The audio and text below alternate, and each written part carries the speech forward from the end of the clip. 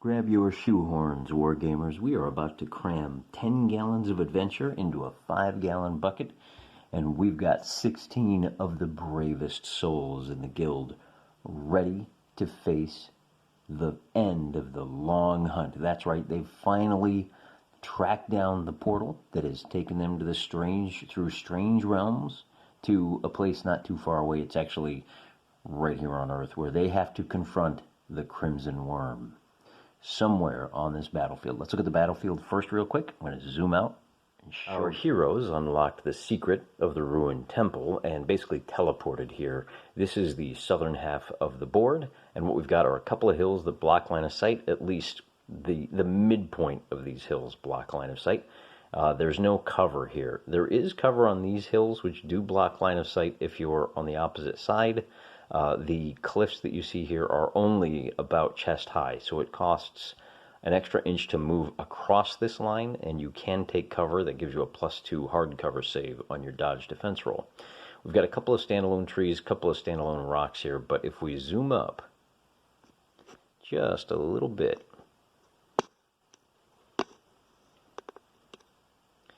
here you can see kind of the business end of things. These are rough ground. The 1 inch inside blocks line of sight. If you're standing on the edge, you are in cover. That's soft cover, so it's going to be a -1 to hit you and a +2 to your dodge defense roll. The skull rock here blocks line of sight, and as always, our swampy areas do not block line of sight, but they do block movement. We are going to do the same thing we always do. We're going to roll our scatter dice to see where the enemies come in. That's north, south, west, and east, and then they might even come in on the cardinal points, which takes them a little longer to get to our heroes. But our heroes today, their goal is to kill the Crimson Wyrm. So let's go take a look at our spawn point, what would you call it, matrix. On further review, we're going to bring our quarry in on turn 1. Now, our quarry is cunning, and he's not going to rush and get stuck in right on turn 1. These guys might, but he is just as likely to hide out until turn 2 when he gets a lot more reinforcements on the way.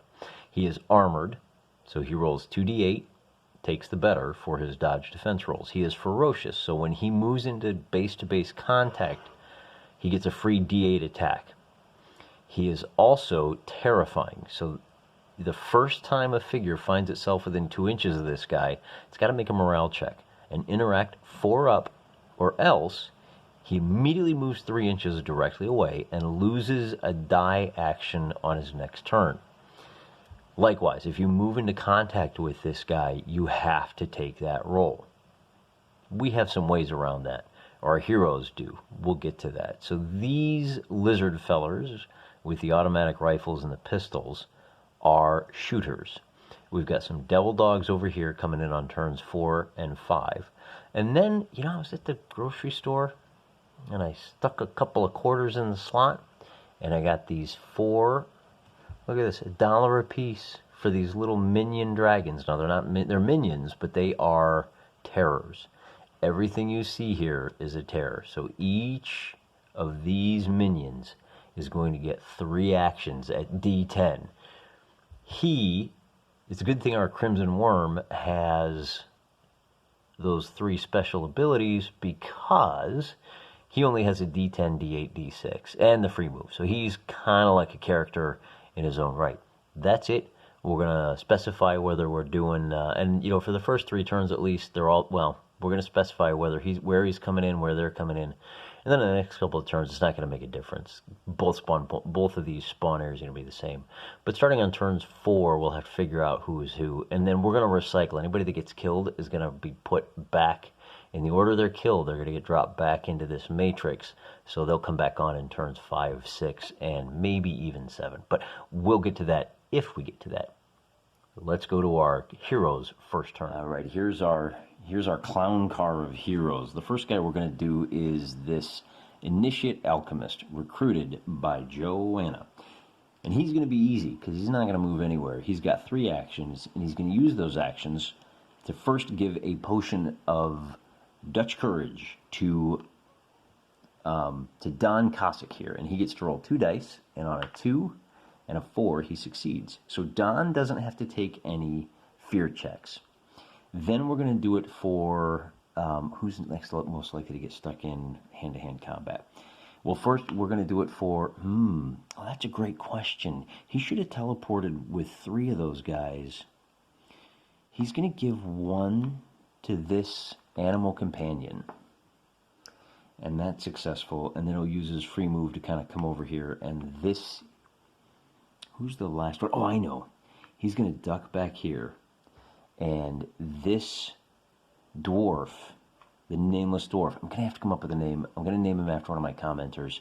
He's going to be the leader of our next expedition if he survives today. And he's going to get a 1 and a 6. All right, so Don, Dwarf, and this animal companion don't have to take any fear checks. And we're a minute and a half, and we've only done 1 action. Oh, this game is going to take a while, isn't it? I'm tempted to use all of our free moves right off the bat. I'm just going to, you know what I'm going to do? I'm just going to do all my movement for turn 1. Take my word on it. This will go a lot faster. And here's where things stand at the end of the movement. I left a couple of mooks down here. These are melee mooks to protect our initiate, who still has plenty of alchemy stuff left to do. I set up Gordo with another archer and a mook down here to kind of protect him. Now the blue chips mean they are reserving 1 action, kind of. They only used 1 die, or their free move plus 1 die. They all have a D8 and a D10. If anybody spawns south, southeast, or east, Gordo here is going to rip off a shot. If anybody moves to contact him, he is going to get a free whack against them before they can hit him. If anybody spawns north, northeast, or east, he is going to cast Firebolt at them. And it'll be 2 and 2, I guess. And then she is standing by, same thing. She's going to drop a big bottle of boom on whoever appears within 12 inches of her. That's going to be to the west, northwest, or north. So we are a little unprotected down here to the southwest. If anybody spawns there, we might be in a little bit of trouble. And then these guys are probably going to get mauled if any spawns from the south. So let's find out how good our plan is. The first thing we're going to do is roll for the Crimson Wyrm. It comes on southeast. And then we'll roll for, we have a melee terror, the little mini dragon, and a shooter. And they're coming out of the northwest. He appears down here in the southeast corner. He's a cagey old boy. You don't get to be a massive, fearsome beast by wasting a lot of time. Now, he wants to try to stay alive as long as possible. And given that most of the guys are up there, the smart thing for him to do might be to sit tight here. Don't move. This hill blocks line of sight. But then all of these guys are going to be able to run down to get to him. So the smarter play might be to race up there to get into cover. Problem with that is Gordo here is going to get a shot off at him. So I don't know what to do. I'm going to do the even odds. On even, he's going to sit tight, and on odd, he's going to boogie. Okay, so he's not going to do anything just yet. I mean, the other thing you could do, of course, is go straight at him.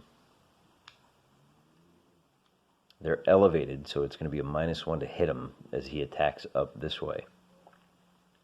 And then he's closer to this guy. Now, you know what? He's going to sit tight. We rolled the dice. Now let's take a look at that northwest corner. Here you can see our lizard man and our tiny dragon.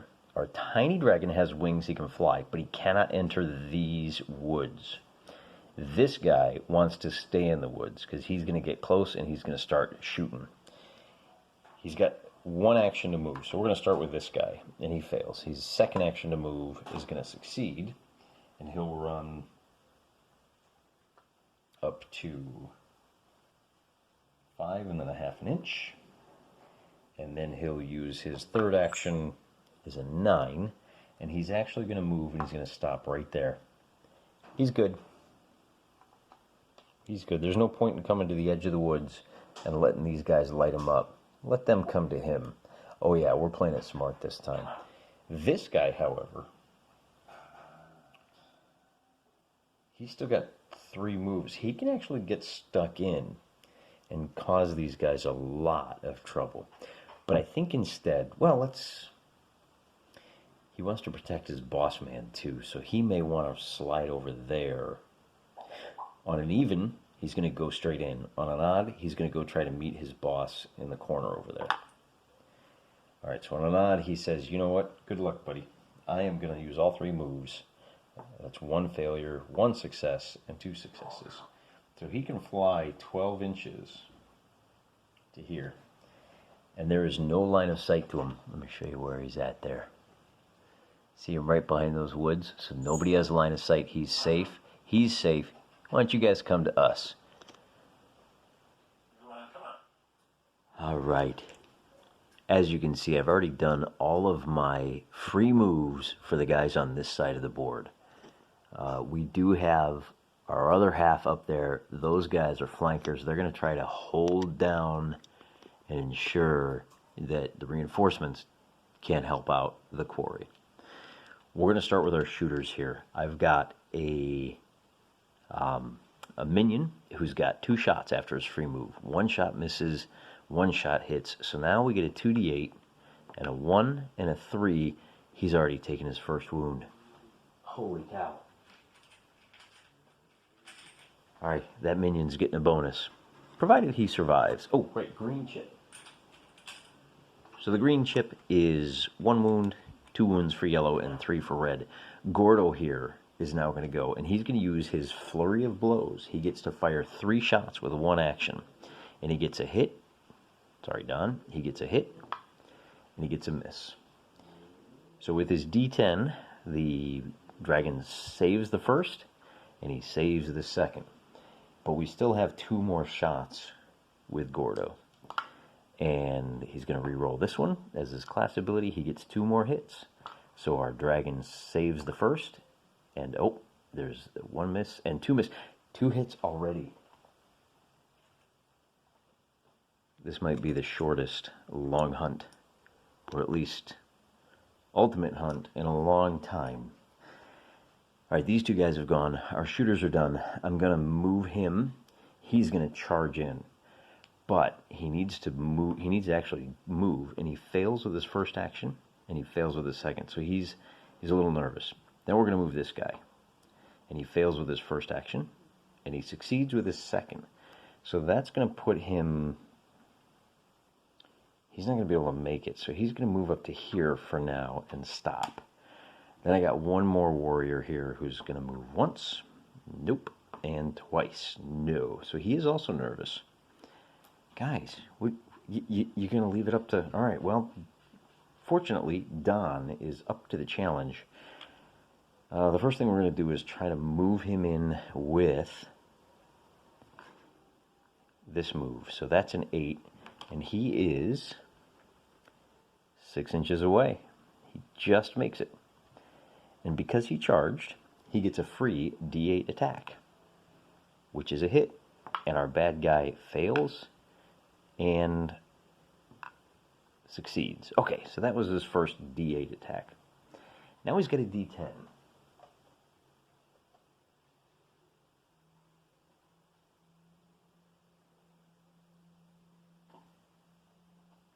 And he's going to use his cleave. He gets a +1 to hit with this.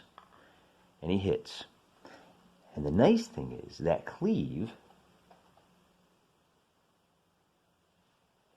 gives him -3 to the foe's dodge defend. He's got to roll 2d8, and he's got to roll a 7 up on both of them. Oh, so he's saved. Okay, so the cleave didn't punch through. We've got 1 more attack. Let's see if we can end it right here, and that's 2 dice. So we get a hit, and the bad guy is going to roll a 1 and a 6, and he is going to defend. Okay, so who's next? We're going to bring this terrible minion. He's a familiar. He's got 3 spells, but he's got 3 actions. So the first action is going to be, let's reroll, to move 6 inches to right here. And then he's going to move again, and that's going to take him to right here, and then he's got one last action. Let's move him where you just, we'll put him right there. You can see him. See darkness there?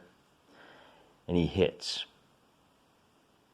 Oh, you know what? He gets a free attack because he charged. He is ferocious. No, I'm sorry.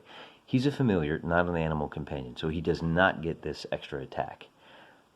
He does have 3 firebolt spells, but we've always said you can't shoot into melee, which means he can't cast and he can't cast either. That's fine. We'll find something else for him to do.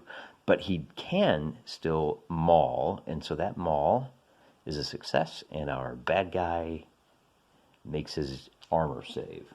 Even though he was at -1 because this is the second attack. So he survived so far. We do have Graham over here. And Graham is going to use his first move. He gets 2 dice. He's going to move 6 inches to here. And then he's going to hold both of his actions. Any bad guys that spawn here or here in this next phase, he is going to light off a Mage Bolt spell and zot them. That's it for this side of the board. I guess our Alchemist could still go. What's our Alchemist got? He is going to drink a potion of invisibility. And a 4 does it, and that is how we will remember that he is invisible. I have just a nice little glass container there. Okay, so now that you're invisible, you have 2 more actions. He actually doesn't have a whole lot more that he can do. We'll go ahead and use his last 2 actions. We'll use one of them. Nope. Oh no, he's an alchemist, so he gets 2 dice. So he can pretty much move wherever he wants to. I guess, no, you know what we're going to do? We're going to hold tight. And if any of our allies are injured, he's going to move towards them. That way, on his turn, he can give them heals or revives or what have you. Now we're going to go over and we're going to look at the rocks over there in the mini fort. And here's the situation after our free moves. Joanna here is going to save her couple of actions to see what happens over here. I've moved up our dwarf, our ferocious animal companion, and 1 mook to try and flush him out.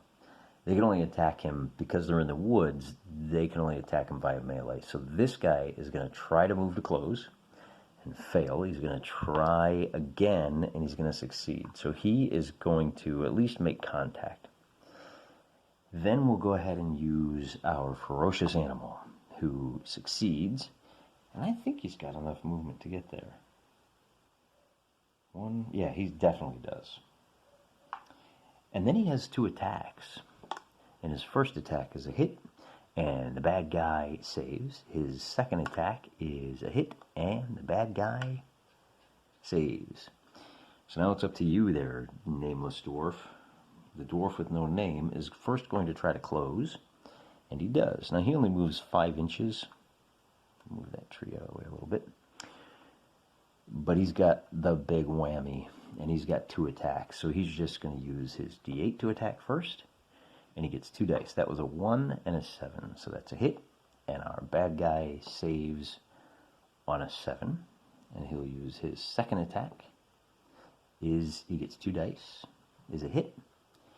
And that bad guy is going to save. So with 3 attacks. Oh. With the third save, it would have been a 6 up. But because he rolled a 6, he still saved. Okay.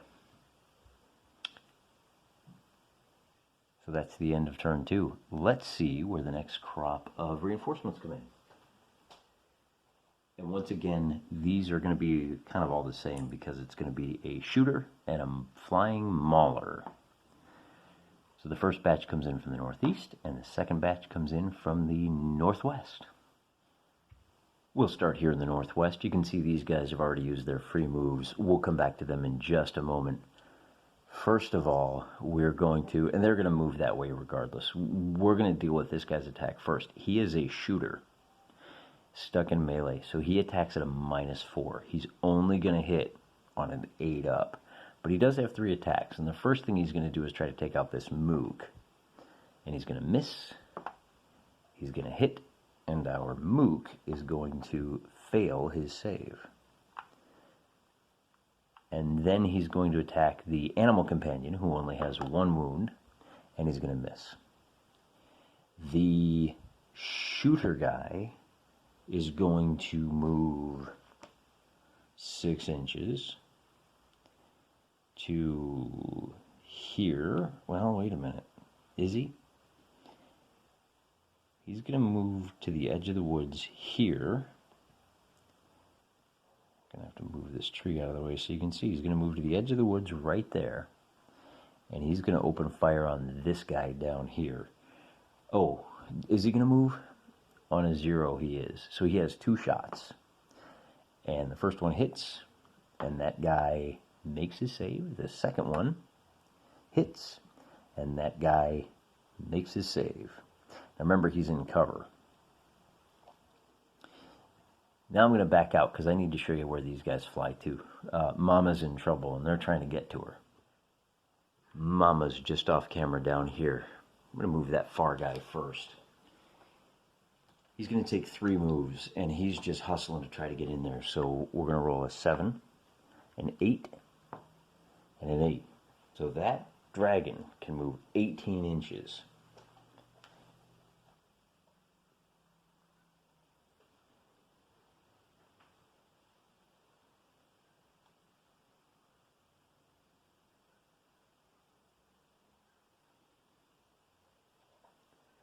That's pretty good. Now, by landing there, there is a sight line through here, but it's pretty far away, and we may give her a +1 to hit. This guy, now there's another dragon right here, likewise, is going to try to get stuck in, and that's going to be 1 move, 2 moves. So that dragon can only move 12 inches. But with flight, at least he can get to here. There's 1 more dragon over there. And that dragon, again, is going to have to move 3 times, and that's a failure, a hit, and a hit. Well, I mean, it's 2 successes. So this dragon is going to wind up right here. And so this is the one that spawned in the first turn and decided to kind of play it a little more cagey. That really puts the pressure on our heroes. We have 1 more guy over here. He's going to try to move up. Oh boy, he's going to try to move up into these woods so he can start shooting at these guys. That first success, he can get to here, but we probably should have moved him and shot him first. Now he's trying to shoot through his companions. I think he's got a good shot here. That's pretty close. He's within 1 inch.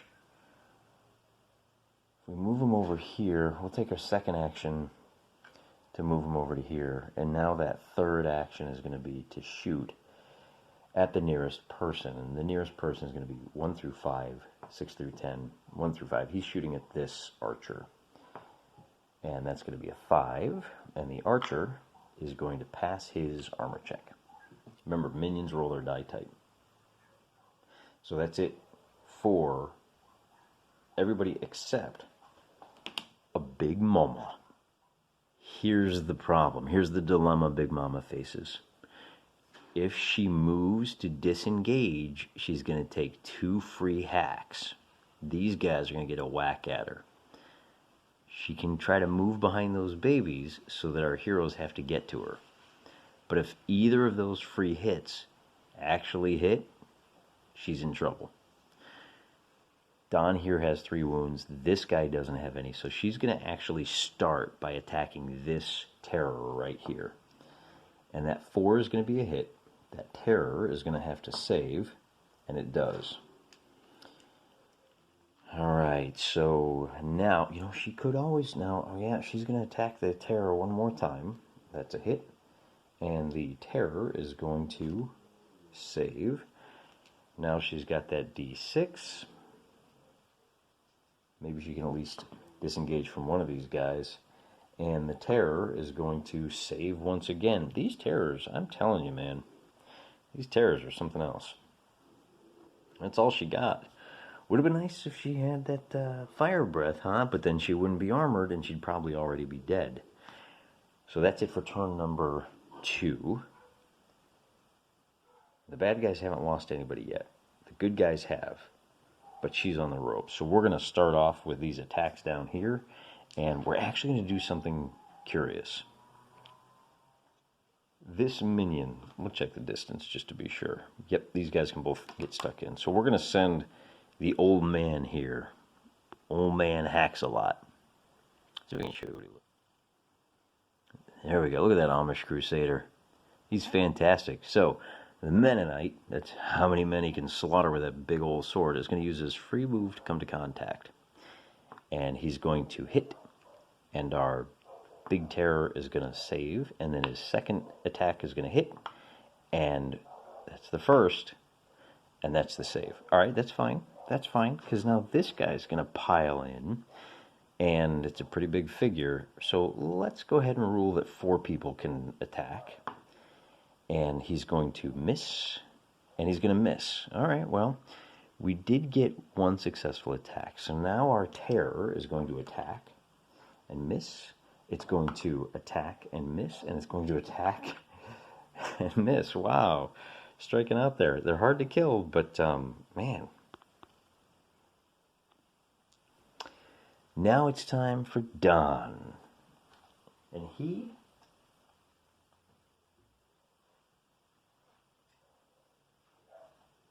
is going to start with his normal attack, D10. Gets 2 dice, and he hits. And our Big Terror gets to roll 2d8 and passes. Then he's going to attack with his d8, and he hits, and she passes. Now for his d6, he's going to use his Rage, Flurry of Blows. He gets to roll 3 dice to hit, and he gets 2 hits. Let me check something here. The 2 dice does apply, so he can re-roll this, and it doesn't deplete his actions, so this is a free 3 attacks. He hits 3 times, and because this guy already hit once, our boss man is only saving on a 5-up, but she gets 2 chances, so she saves the first one, she saves the second one, and she, well, here we go, is dead. That is the end of the long hunt. And man, that went pretty easy. Kind of think maybe I should have brought her in on the second turn. Problem with that is then these guys only have 5 straight up turns in order to deal with her, and they've got 4 guys on the margins too.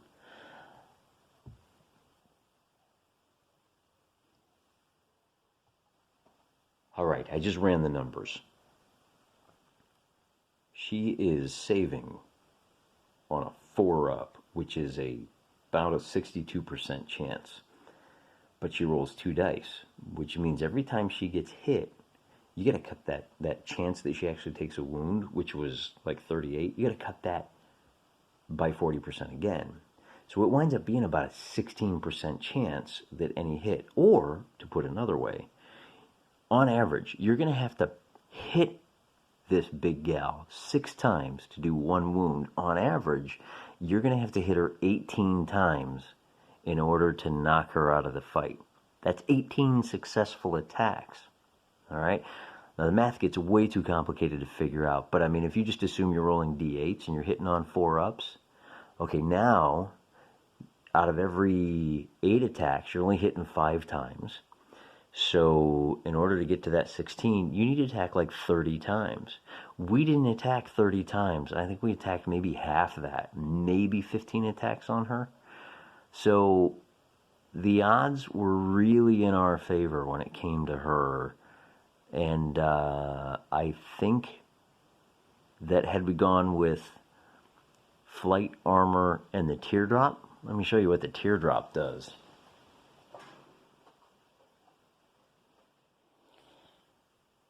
Everybody under the template has to make a save. So she does bang, bang, bang. Or alternatively, she breathes this way. Or even this way. That fire breath, I mean, this is the same as the spell that our spellcaster wields, right? He could turn around, move once, and roast the 2 dragons that are up there. But that fire breath, that might be a much more powerful thing for her. Again, I still think kind of bringing her in on turn 2. I'm going to hit the forums, and I'm going to ask Patrick Todorov what he meant by his spawn matrix for this last mission. Because another way to look at it is you bring on the quarry, and you bring on 2 terrors from each of the 4 spawn points, so that you've got a total of 8 terrors. I find that hard to believe, though, because that means you've got 16, 24, you got 32 terrors by the end of the halfway mark of the game, and then it bumps up to 3, 4, and 5. I don't think so. So I think what happened here is we just got really lucky early on, and those first 2 dings meant that the Crimson Wyrm was kind of fighting on her back hoof the entire time. Even if she had run up that way, if she had used all 3 actions to get up there, I don't know that it would have bought her a whole lot of time. And what's to say, remember, if she had failed, if that was her movement roll, she would only have been able to make it just to the trees. I'll rotate up so we can see. You know, that 18-inch move would have put her 12 into a little bit of cover, but all of our guys were up here, so they just would have had to slide over, and they could have gotten her just as easily. It's just a question whether they came this way or this way. They still would have tagged her. She had no way of knowing where these guys had come on. That's the other thing. If they had come on here, they could immediately have gotten stuck in and started chewing on the heads of these poor old minions. So that's another thing to point out. For the first time, we only lost like 1 minion, and there's still plenty of time over there. That minion that fell, was there one down here? No, it's just the one up there. There's still plenty of time for Joanna to rush over and revive that guy. With Big Mama dead, the rest of these monsters are just going to take off. Their protector's gone. So, hey, that was kind of a fun battle, a little quicker than the other ones. But, you know, we had a lot more options, we had a lot more actions, and we had a much greater ability to dictate the flow of this battle. At the end of the day, I think this was actually easier than battles 5 and 6, assuming we did everything right, which we might not have. Tell me down in the comments. Now, for the next, I'm not done, man. This is a great rule set, but this first campaign suffered from, you know, the learning the ropes, but it also suffered because we didn't know what was going to happen in the next scenario. We didn't know where things were going, what we were doing. So next time around, I think what I'll do is save us all a lot of time by picking 7, or maybe even we'll throw together a video where we say, look, I'm going to roll 7 events and let the dice tell me what those are going to be. But at least I can form some kind of a narrative to say, okay, well, if I have to do 1 and then 2 and then 3, and we may even have a couple little side quests. You know, we may have a situation where we say, okay, look, if you're in battle, you know, if you lose a couple of battles here and there, here's how you're going to get back on track. I also want to mix up the terrain a little bit. You know, you guys have seen an awful lot of my bowling green with the same old trees. I do have some more interesting things. Hey, remember when we had the tower at the very beginning? We may actually have to explore a tower. We may break out the dungeon and see how well Nightwatch works when you're roaming the corridors in a very cramped and confined space. Well, that could be fun. So we're going to do, you know, maybe some desert stuff, maybe some white wastes. Got lots of ideas. Can't wait to get to them, but we're going to take a break from this for now. Wrap up some other things. We've got some kooky kind of one-off experiments to run. And, of course, we got to do more crafting. I haven't done a lot of crafting videos lately because I really wanted to know what was going to happen next. I wanted to know how well these guys were going to do. And I wanted to see what a fight against the quarry would look like. And it turns out a fight against the quarry when you've got an army of 16 people and 16 people, including a couple of beasts, goes pretty quick. We'll find out if it goes as quick at the end of the next long hunt. I'll be there for it. I hope you will too. And until then, remember, gang, I'm praying for you.